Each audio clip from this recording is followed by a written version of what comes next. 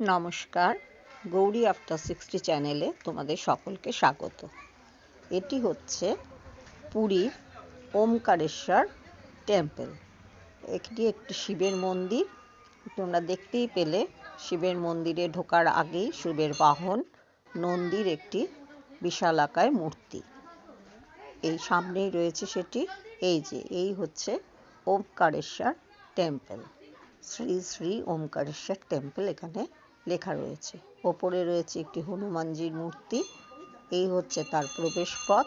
তার দুপাশেই রয়েছে সিংহের মূর্তি। এই প্রবেশ পথ দিয়েই আমরা প্রবেশ করেছি। এখানে ভেতরে ঢোকার পর একে একে অনেকগুলো ছোট ছোট মন্দির রয়েছে। এই দেখো, এখানেও একটি মন্দির, ওই যে দেখা যাচ্ছে দূরে ঠাকুর।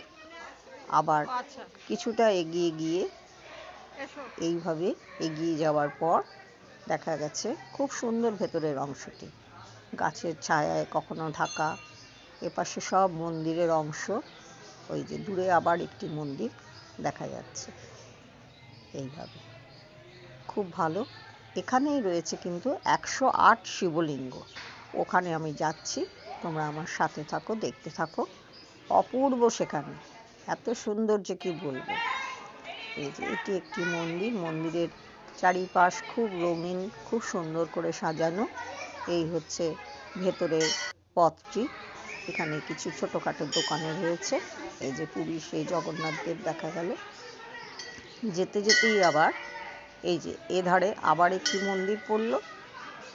এখানে ভেতরে অনেকেই সেখানে পুজো টুজো দিচ্ছেন। ভেতরে চলে গিয়ে মন্দিরটি দেখা যায়। এই যে খুব ভালো, মানে ভেতরটা এত সুন্দর কি বলবো। আমি এর আগে পুরী গেছি বহুবার, কিন্তু এই মন্দিরটি আমার দর্শন করা হয়নি। এবারেই আমি এটি দর্শন করছি। এই দেখো ভেতরে রয়েছেন ঠাকুরের মূর্তি। এরপরে চলে এলাম, এখানে রাধা কৃষ্ণকে একটি দোলনায় দোলানো হচ্ছে। আর এইখানে হচ্ছে জগন্নাথ দেবের দেখো মুখ আঁকা। আর নিচে রয়েছে সেই বড় একদম কোণারকের যে চাকা বিখ্যাত, সেই চাকা।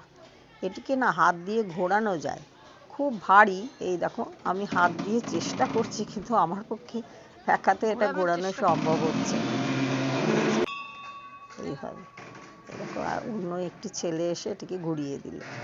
এইভাবে এটিকে ঘোরানো যায়। কাঠের, এটি কাঠের তৈরি। এই যে এখানে রয়েছে বেশ কিছু ছোটোখাটো মন্দির। এবার আমরা এগিয়ে চলেছি কিন্তু সেই 108 শিবলিঙ্গ যেখানে রয়েছে সেদিকে। এই যে মুখের মতন দেখতে পাচ্ছ, এই মুখের ভেতরেই কিন্তু আমরা প্রবেশ করলে দেখতে পাবো 108 শিবলিঙ্গের মূর্তি। এখানে অনেকে ফটো টটো তুলছে। আমরা একটু ওয়েট করছি, ওদের ফটো তোলা হয়ে গেলেই ভেতরে যাব। এই যে ওরা বেরিয়ে এলো, এই আবার আমরা ঢুকতে শুরু করলাম। দেখো এখানে পর পর শিবলিঙ্গ, মানে দেখার মতন একদম। এত ভালো লেগেছে এখানে গিয়ে, না মানে কি বলবো। তোমরা পুরী গেলে অবশ্যই তোমরা এই মন্দিরটি ভিজিট করে এসো। এই দেখো প্রত্যেকটি শিবলিঙ্গের মাথায় সাপের ফনা এইভাবে রয়েছে। আর দেখো পর পর পর পর একদম ঘুরে ঘুরে, কি ডান দিকে কি বাঁ দিকে সামনে সর্বত্র তুমি শিবলিঙ্গ দেখতে পাবে। আর এই রয়েছে শিবের বাহন নন্দী। মানে কথায় আছে না যে নন্দীর কানে যদি তুমি শিবের কাছে কিছু চাও, সেটা নন্দীর কানে কানে বলে দিতে হয়। সেখান থেকেই শিবের কাছে সেই বার্তা পৌঁছে যায়। অনেকে কিন্তু সেটি করছিলেনও, আমি দেখেছি সেটা।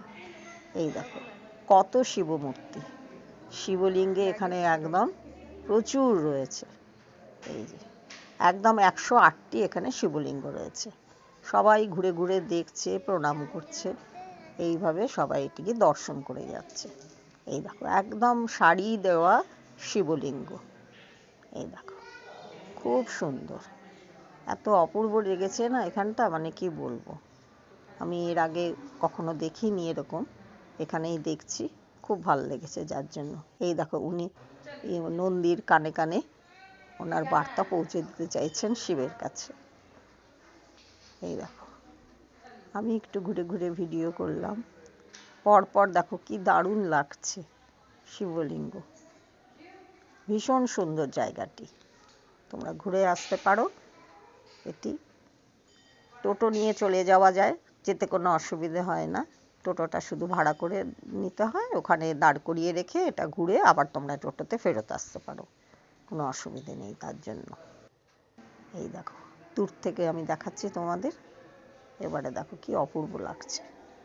3 সারিতে রয়েছে, না না সারি একটু বেশি, সরি ভুল বললাম, এভাবে মানে জায়গাটা 3-এর, কিন্তু সারি রয়েছে 1 2 3, এ দেখো উনি কানে কানে বলে যাচ্ছেন নন্দীর কানে, 4 5 সারিতে রয়েছে।